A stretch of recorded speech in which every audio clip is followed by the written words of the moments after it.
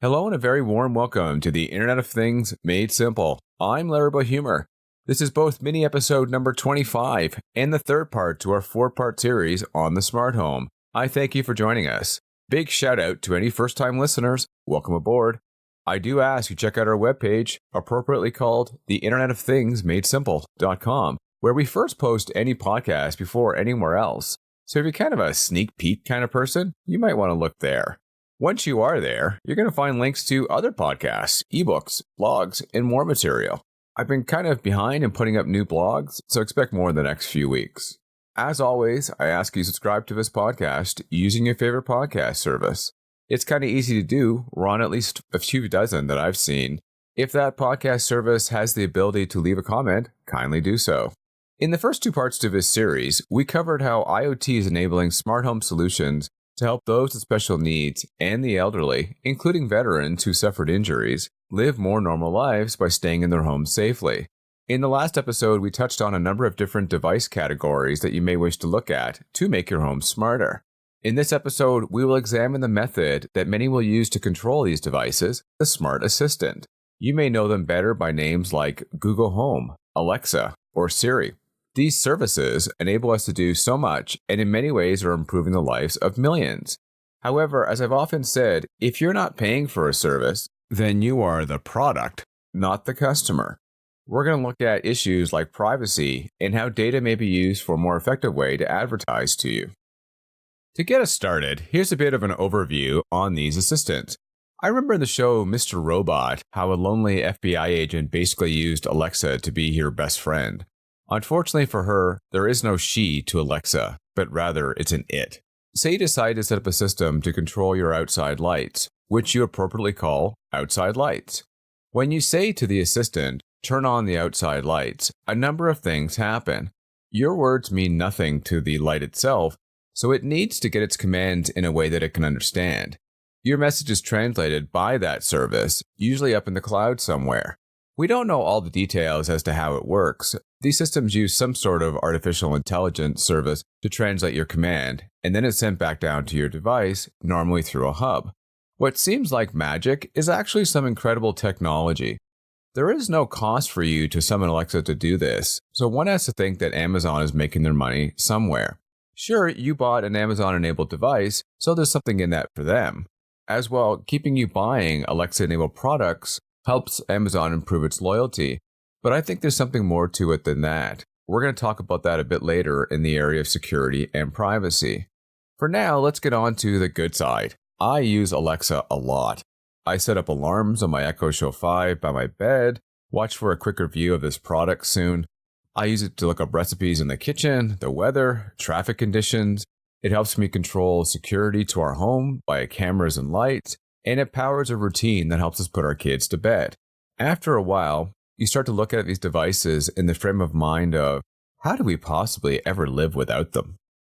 In this section, we're going to talk a bit more about their capabilities. I point out a few things that I use Alexa for, but here are things that I say with quotations, and others can do that you might not have thought of. The first few examples come from Apple, as there are capabilities of Siri.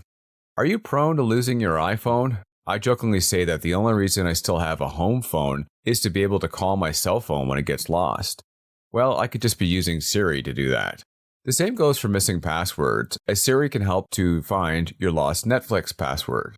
Next one is, if you're like me and you cook a lot, Siri is great for setting a timer. And if you have HomePod, you can even name the timer. So you can say, set lasagna timer for 45 minutes. Parlez-vous français?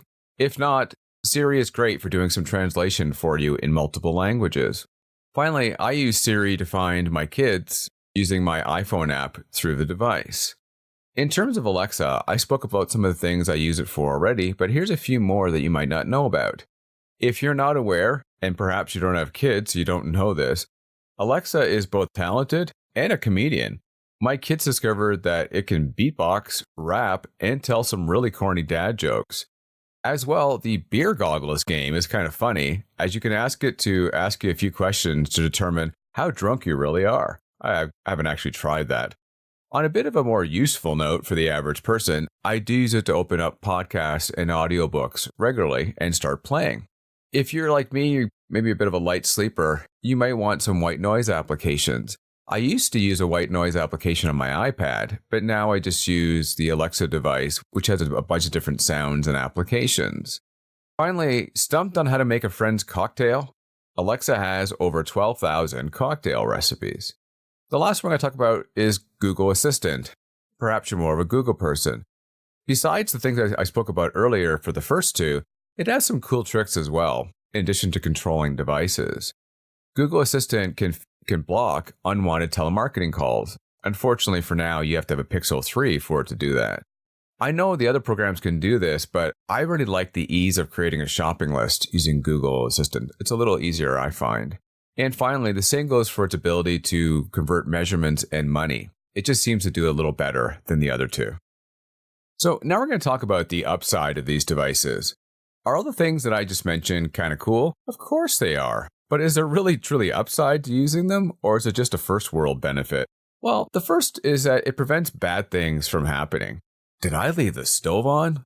Did I lock the front door? Is the sprinkler been on all night? Sure, you can have smart devices controlled by the manufacturer's application, but for the most part, it's a lot easier to have one place to do all of this together. Having things turn on and off automatically is great. It helps to reduce anxiety, and these applications excel at doing that. It can also save you money, as it won't be powering on devices unnecessarily, and this reduces your electricity and possibly your heating and cooling costs. Programs like the three I mentioned do a great job of controlling this. You might say, I still don't need those, and perhaps they're not for me.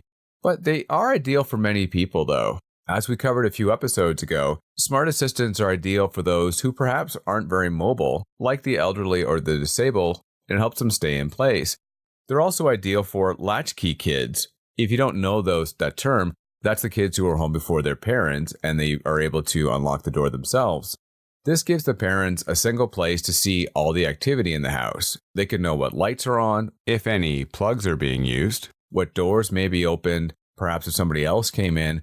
And then the last example is, if you're out a lot, you can control all the systems of your house in one application to make it look like you're at home. So there is a lot of upside to using these assistants.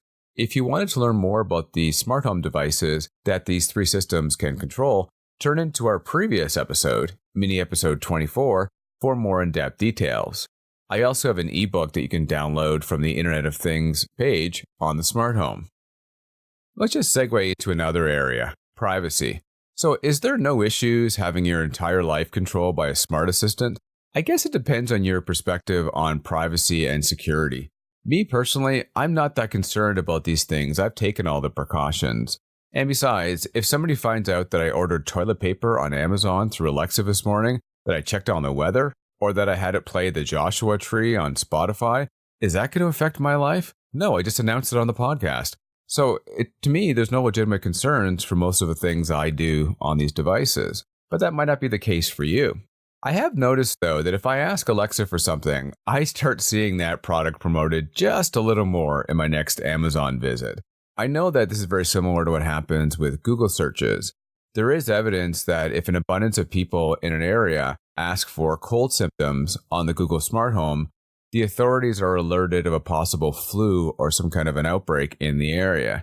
And there have been a few cases where personal assistants have been subpoenaed in court.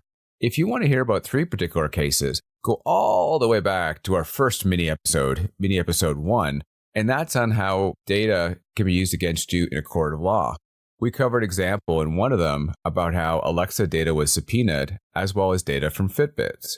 So to summarize, I do think you need to be concerned about privacy, and let's face it, these large tech companies have not always exactly been on your side and had your best interest at heart. Some of them are now allowing you to delete your search history in your device, just like you can on your browser. Other ones allow you to disable the camera, like on the Echo Show 5, to prevent unwanted snooping. But it is up to you to decide how much personal information you're prepared to give out to use a useful free service. Just like Facebook, these companies need to find a way to keep the lights on. In the case of Apple, you're likely buying their hardware, and increasingly so, you're doing the same with Amazon and Google, and maybe that's enough, but I think it pays to keep your guard up just a little bit. In our final episode in this 4-part series, we'll examine the security side of the smart home. While there are precautions that you can take, and we're going to cover those in great detail, there is still a likelihood of somebody being able to hack into your device. We'll talk more about the pitfalls and consequences that you need to know. We'll also talk about something that we covered in an opening segment of one of our earlier podcasts, and that is what happens when somebody who has control of the system no longer lives there. An increasing amount of disgruntled ex-spouses are causing havoc in the lives of their former partners, and we'll talk more about that. Finally, we will discuss the question of considering the possible issues that smart homes can cause in terms of privacy and security. Should you even venture down this path at all? Until then, I thank you for listening to this episode. While I always have a number of episodes planned in advance, we love the idea of changing it around quickly to do one requested by our audience. Drop us a note to let us know, or just to tell us how we're doing. The best place to start is our Facebook page, The Internet of Things Made Simple, which also has some links to other material. If I'm connected to you personally on LinkedIn, drop me a note through that service. And if we're personally connected, drop me an old-fashioned text or even a phone call. Thanks again for listening. I'm Larry Humor. Take care.